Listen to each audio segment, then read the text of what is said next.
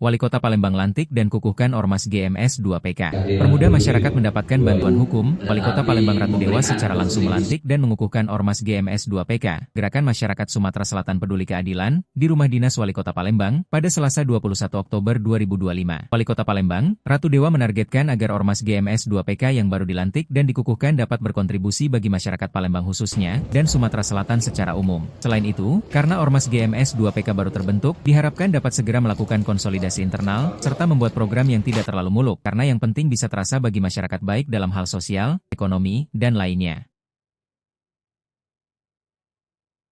Harapan saya, semoga organisasi ini bisa berkontribusi bagi masyarakat Palembang dan juga Sumatera Selatan.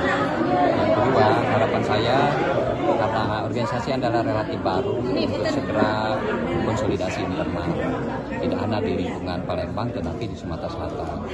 Yang ketiga, harapan saya juga, semoga organisasi ini di samping bermanfaat, membuat programnya tidak usah muluk-muluknya.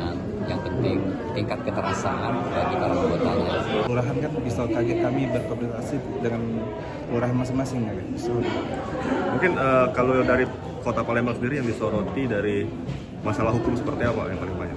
Ya paling misalnya ada banyak nih yang kurang ini kan sengketa lahan ataupun macam-macam lah problem. Tapi insya Allah kami dari GMS 2PK siap menjalani amanah dari Pak Wali dan pemerintah setempat.